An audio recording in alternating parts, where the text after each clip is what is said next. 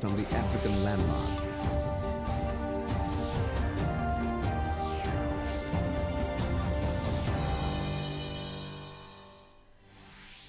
India expresses concern at vandalism carried out at Nankana Sahib Gurdwara in Pakistan. Ministry of External Affairs says India strongly condemns these wanton acts of destruction and desecration of a holy place. Calls upon Pakistan to take immediate steps to ensure safety and security of members of the Sikh community.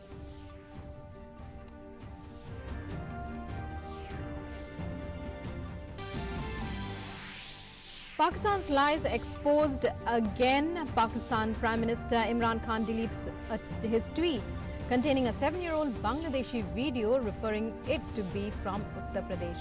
MEA spokesperson Ravish Kumar and India's permanent representative to the UN, Saeed Akbaruddin, slammed Imran Khan for spreading lies through fake videos.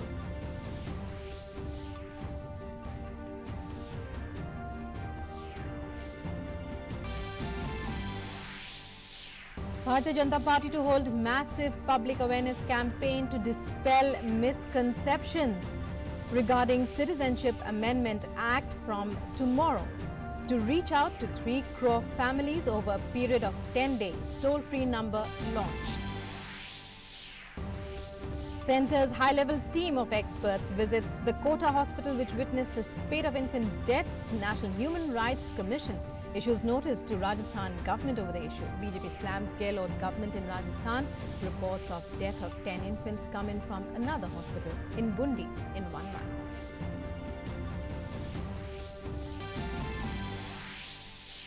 Following the killing of Iranian commander General Qasem Soleimani in American drone strike, India says increase in tension has alarmed the world. Says peace, stability and security are of utmost importance to India. Ministry of External Affairs says India advocates restraint and it is vital the situation does not escalate further.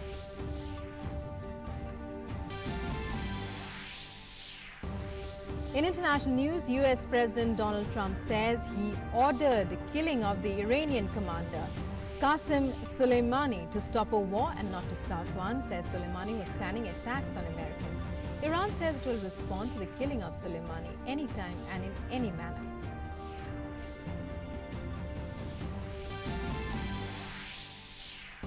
And New Delhi World Book Fair 2020 begins at Pragati Maidan in national capital with theme Gandhi, the writer's writer. As many as 600 Indian and foreign publishers from 23 countries participating in the fair, which will continue till January 12th.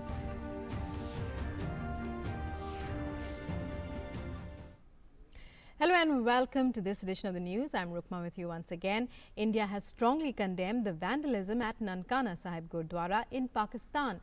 The Ministry of External Affairs has said that India strongly condemns wanton acts of destruction and desecration of holy place. In a statement, it further said members of the minority Sikh community have been subjected to acts of violence in the holy city of Nankana Sahib, the birthplace of Guru Nanak Dev Ji. These reprehensible acts followed the forcible abduction and conversion of Jagjit Kaur, the Sikh girl who was kidnapped from her home in the city of Nankana Sahib in August last year. Further, India has called upon the government of Pakistan to take immediate steps to ensure the safety, security and welfare of the members of the Sikh community. It added that strong action must be taken against the miscreants who indulge in desecration of the holy Gurdwara and attacked members of the minority Sikh community. Union Minister Harsimrat Kaur Badal reacted to the incident, saying the face of Pakistan stands exposed. First, Sikh minor girl kidnapped and forcibly married. Now kidnappers attacking the victim's family and the holy shrine Gurdwara Nankana Sahib. I urge Prime Minister Narendra Modi ji and Dr. S. Jaishankar to ensure Pakistan stops this barbarity and ensures safety of the Pakistani Sikh community. And if that was not all from Pakistan, its lies have been exposed again. India has slammed Pakistan Prime Minister Imran Khan for spreading lies through fake videos on Twitter. MEA spokesperson Ravish Kumar and India's permanent representative to the United Nations Syed Akbaruddin reacted after Imran Khan tweeted a video of what he claimed was police action in Uttar Pradesh but turned out to be of an incident in Bangladesh. The old video, which shows the Rapid Action Battalion of Bangladesh police attacking unarmed men, was uploaded in 2013. Khan shared the video on his Twitter handle, claiming that it was of police violence targeting Muslims in UP. Later, he tweeted videos. The tweeted videos were deleted from his account. In reaction, MEA spokesperson Ravish Kumar tweeted, "Tweet fake news, get caught, delete tweet, repeat, with hashtag all habits die hard." Syed Akbaruddin also reacted, terming Pakistan as repeat offenders. Uttar Pradesh police also reacted on Twitter, saying this is not from UP but from a May 2013 incident in Dhaka in Bangladesh. The Rapid Action Battalion, written on the vests at 021 seconds 121s or the Bengali spoken, or these links would help you be better informed. And Assam BJP have organized their biggest ever booth level president and elected representatives meet in Guwahati. The meeting is being seen as a curtain raiser before the launch of the mass contact movement across the country from tomorrow, seeking public support for CAA. National Working President JP Nadda will address the meeting, accompanied by National General Secretary Ram Madhav, Assam Chief Minister Sarbananda Sonowal and all MPs and MLAs of the state. The massive public awareness campaign of BJP to dispel misconceptions regarding Citizenship Amendment Act will kickstart from tomorrow. The party will reach out to 3 crore families over a period of 10 days. The party has also launched a toll-free number for the purpose. BJP has decided to add momentum to its campaign launched in support of Citizenship Amendment Act. Party's senior leaders, union ministers and chief ministers will visit households across the country on 5th January as part of the exercise to contact 3 crore families in 10 days to mobilize support for the act. BJP has also launched a toll-free number for the purpose. देश में जो घर घर संपर्क अभियान है, इसके तहत हमने 5 तारीख को लॉन्चिंग का कार्यक्रम रखा है। 5 तारीख को एक साथ पार्टी के सभी वरिष्ठ नेता कहीं ना कहीं घर घर संपर्क अभियान प्रारंभ करेंगे। For the household visits, Union Home Minister Amit Shah will be in national capital. Party Working President JP Nadda will visit a household in Ghaziabad, while Defence Minister Rajnath Singh will be in Lucknow. Union Minister Nitin Gadkari will visit homes in Nagpur, while Finance Minister Nirmala Sitharaman will go to Jaipur on the first day of the campaign on January 5th. Other union ministers will also visit households in various cities across the nation. Union Minister D.V. Sadanand Gowda will be in Bengaluru, while Union Minister Ravi Shankar Prasad will initiate the campaign in Faridabad. Thawar Chand Gehlot will visit households in Raipur, while Union Minister Piyush Goyal will hit the road in Mumbai. The BJP also lashed out at the Congress party and flashed the Congress's manifesto for 2018 Assembly elections in Rajasthan, where Congress had promised to grant citizenship to the refugees. The Congress party, in its manifesto, has promised an all-round development of people who have been displaced from Pakistan. In other words, references to refugees from Pakistan. And the Congress party promises all-round development, which includes giving them citizenship rights and rehabilitation of those families. When the Congress party has clearly stated they are promising citizenship for the displaced and for the refugees, on what basis is the Congress party opposing it today? BJP had launched the 10-day awareness campaign to take on opposition parties over their protest against the law, under which BJP leaders are holding public meetings and press conferences in different states. 5 committees have also been formed to provide impetus to the campaign so that contact with different sections and communities can be well established. The objective is to make people aware of the provisions of the CAA and to take on the opposition for their false propaganda. With input from Shailendra Mishra in New Delhi, DD India. After Kota of Rajasthan, now a case of death of 10 innocent children in a month has surfaced in Bundi. The news of the death of infants came to light only after District Collector A.U. Khan inspected the hospital premises. All deaths have occurred in the NICU ward. The hospital, however, tried to cover up the incident, but the unhygienic conditions further cleared the picture. Such incidents erupting from Rajasthan clearly state the grave situation of its health facilities and raise serious questions about the fate of health condition. Meanwhile, the central high-level team of experts constituted by Union Health Ministry visited Kota's J.K. Lone Hospital again today. The team members will hold a meeting with hospital administration and officials of the State Health Department in the hospital itself to understand the reasons behind so many deaths. The centre has meanwhile offered all possible additional help to the Rajasthan government to prevent the recurrence of such a tragedy. The infant deaths have put the Congress-ruled Gehlot state government in the crosshairs of all political rivals. The Rajasthan government is on the back foot, saying it's taking all necessary steps to curb such deaths. Meanwhile, Lok Sabha Speaker and MP from Kota, Om Birla, visited the J.K. Lone Hospital. Om Birla met family members of one of the infants who died in the hospital. The infant death toll in the hospital has so far risen to 107.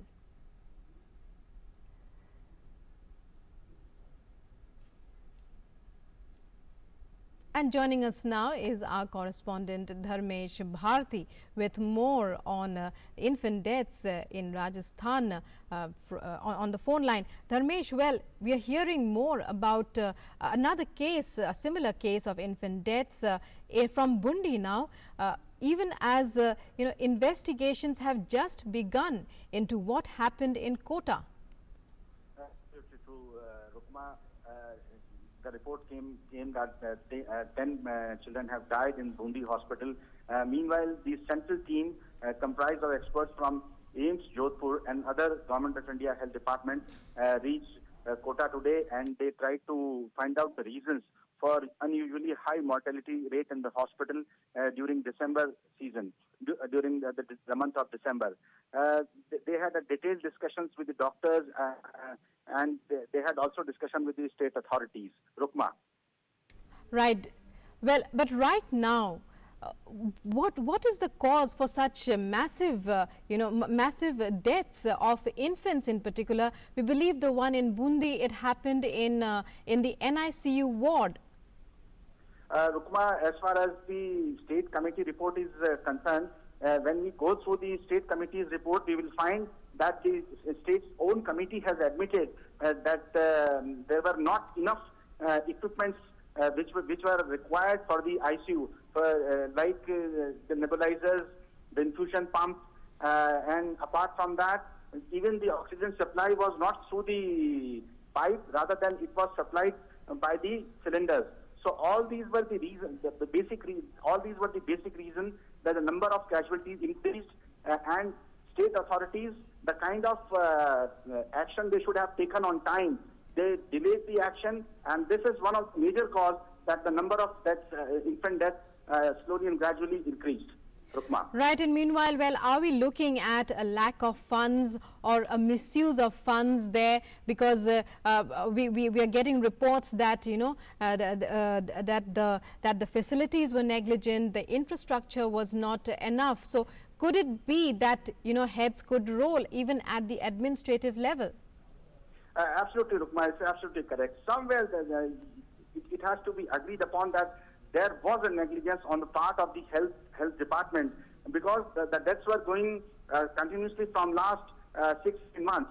Only when the number of deaths increased in the month of December, the matter came out, and still yesterday when minister went there, the state health minister Raghu Sharma went there, it took so long to, the state authorities took the action in a very late, and still they promised that all the infrastructure improvement, all the facilities which are required for the ICU will be completed by 15th of January 2020. So that indicates the kind of sensitivity they should have shown to tackle the issue, they had somewhere failed in the whole process. Right, Dharmesh. Well, we'll have to leave it at that for now.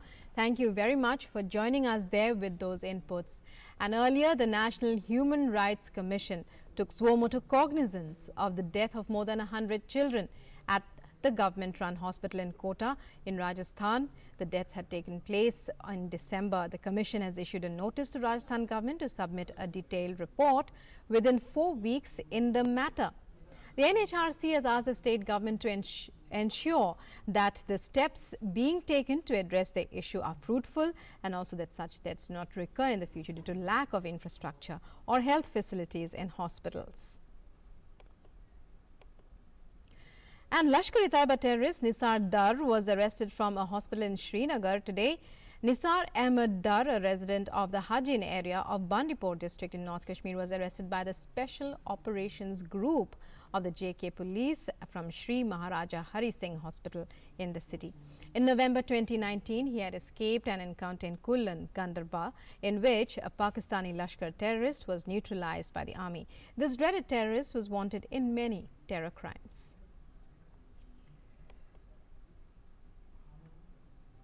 Following the killing of Iranian commander General Qasem Soleimani in an American drone strike, India has advocated restraint. The Ministry of External Affairs in a release stressed on peace and stability in the region and said the increase in tension has alarmed the world. Peace, stability and security in this region is of utmost importance to India. It is vital that the situation does not escalate further.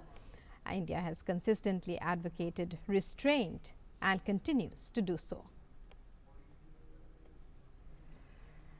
And a day after Iran's top general Qasem Soleimani was killed in military action in Baghdad, fresh US airstrikes targeted an Iraqi militia late on Taji Road north of Baghdad this morning. The strike on the Iran-backed Popular Mobilization Forces umbrella group near Camp Taji killed 6 people and critically wounded 3.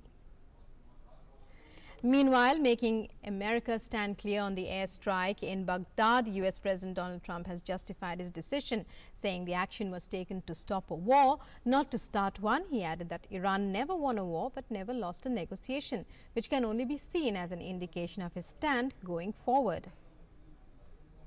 The United States military successfully executed a flawless precision strike that killed the #1 terrorist anywhere in the world, Qasem Soleimani. Soleimani was plotting imminent and sinister attacks on American diplomats and military personnel, but we caught him in the act and terminated him.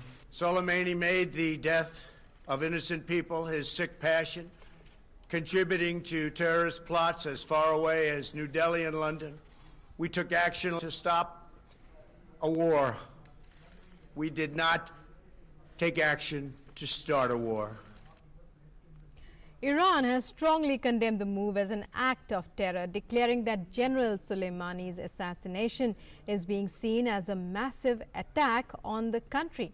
The leaders unanimously said that a crushing revenge will be taken for Soleimani's unjust assassination from all those involved and responsible.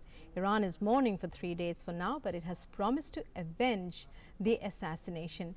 Iranian Foreign Minister Mohammad Javad Zarif said that Iran will respond to the US killing of the Iranian Quds Force chief Qasem Soleimani anytime and in any manner. He also said that America violated Iran's sovereignty and international laws.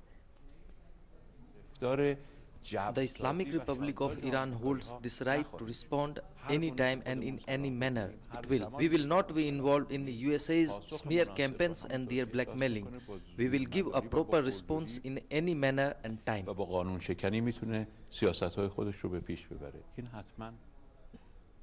UN Secretary General Antonio Guterres has cautioned that the world cannot afford another war in the Gulf. Voicing deep concern over escalation of tensions in the Gulf, Deputy Spokesman for the Secretary General Farhan Haq said the Secretary General has consistently advocated for de-escalation in the Gulf. He is deeply concerned with the recent escalation. The Secretary General has consistently advocated for de-escalation in the Gulf. He is deeply concerned with the recent escalation. This is a moment in which leaders must exercise maximum restraint. The world cannot afford another war in the Gulf. In the backdrop of Soleimani's killing, Saudi Arabia has called for self-restraint, urging the international community to ensure security and stability in the region. The Saudi press agency, quoting official sources, said that the kingdom has followed the developments in Iraq as a result of the escalation of tensions and terrorist acts. The Kingdom of Saudi Arabia has thus denounced and warned against the repercussions. As Saudi Arabia and Iran are arch-regional rivals vying for dominance in the politics of the Middle East, the recent developments have posed threats by terrorist militia, thus compelling the country to call for self-restraint. Prime Minister Narendra Modi has conveyed his heartfelt condolences on behalf of all Indians for the damage to life and property in Australia due to prolonged bushfires. In a telephonic conversation with Australian Prime Minister Scott Morrison, Prime Minister Modi has offered India's unstinted support to Australia and her people, bravely facing unprecedented natural calamity. The bushfires in Australia have affected millions and left thousands homeless. The authorities fighting the disaster have their backs to the wall. Bushfires so far this season have scorched more than 4 million hectares of bushland and destroyed over 1,000 homes. And seemingly hapless at nature's fury, the residents of a fire-stricken community of a small town, Cobargo, on Australia's east coast, lashed out at Prime Minister Scott Morrison as he visited them. Morrison was touring the region when residents confronted him in the streets and began yelling out their disapproval at him. In Jakarta, tens of thousands of Indonesians were crammed in emergency shelters waiting for flood waters to recede in and around the capital. According to official sources, the death toll from massive New Year's flooding has reached 53. Monsoon rains and rising rivers submerged a dozen districts in Greater Jakarta, causing landslides in the Bogor and Depok district.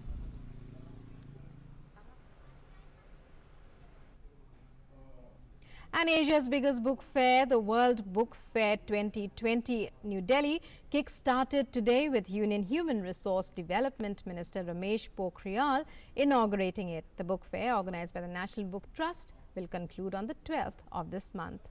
As part of Mahatma Gandhi's 150th birth anniversary celebrations, the theme of the fair is Gandhi, the writer's writer. The theme underscores the influence of Gandhi on Indian literature and some major authors of India and abroad. The fair will be open to the public daily from 11 a.m. to 8 p.m. Addressing the gathering, Union Minister Pokhriyal said that over 600 publishers are participating in the 28th edition of the annual fair. He added further that at a time when terrorism is threatening peace across the globe, the world needs a Mahatma. सत्य, प्रेम और अहिंसा, ये तीन ही व्यक्ति के पास हैं।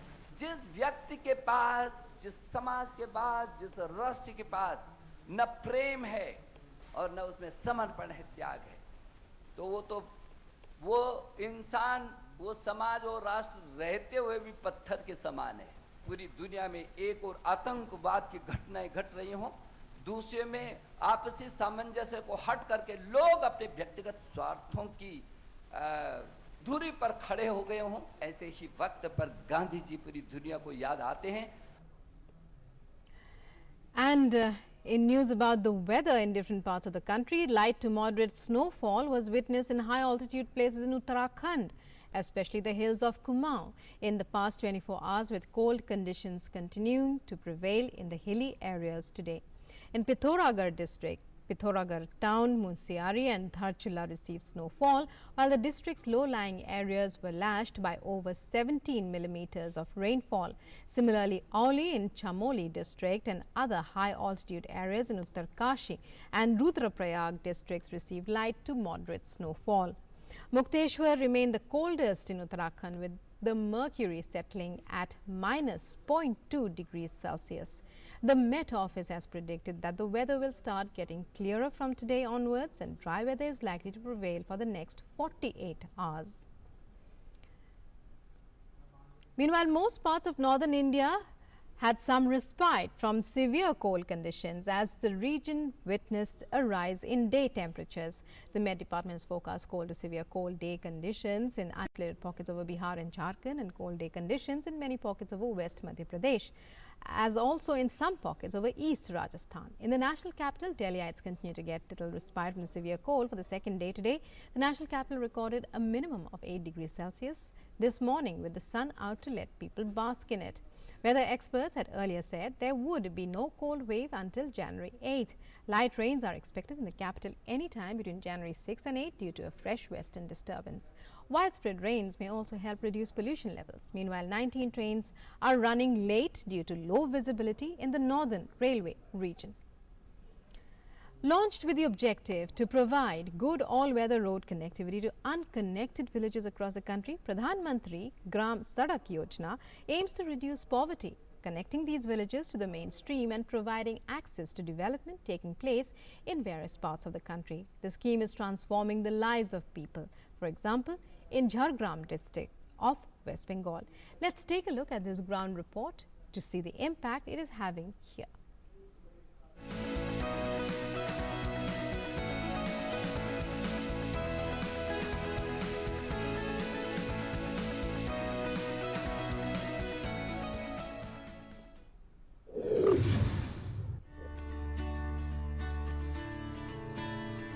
Road construction under Pradhan Mantri Gram Sadak Yojana using eco-friendly technology, plastic waste and coal mix technology is going on in full swing in Jharkhand district of West Bengal. A 20-kilometer long road has been built connecting Jungle Kurchi in Sankred block to Murakoti. About 10 crore 46 lakh rupees have been spent on this road. This has brought about a radical transformation in the lives of local people. Going to school and college, taking patients to hospital, and direct farm produce to district headquarter markets has now become fast and convenient.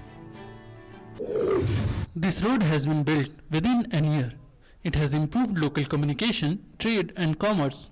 Farmers are able to send their produce to the market and the students are able to attend school and colleges. It is also proving beneficial in times of emergencies like when patients need to be taken to the hospitals.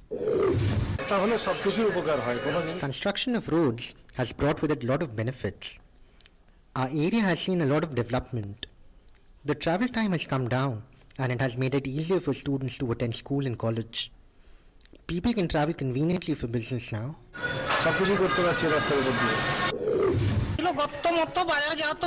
Earlier there were kacha roads that were full of potholes. Now the road is smooth. One can travel comfortably and seamlessly.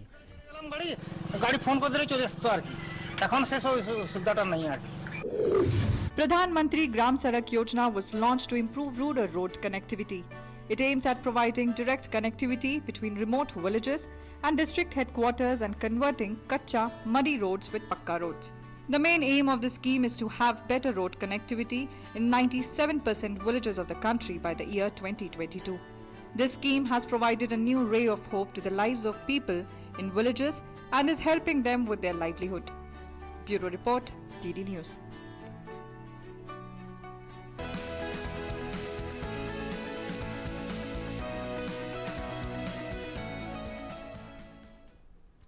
And that's all we have for you in this edition of the news. News and updates continue on DD News and DD India. Stay tuned. Namaskar.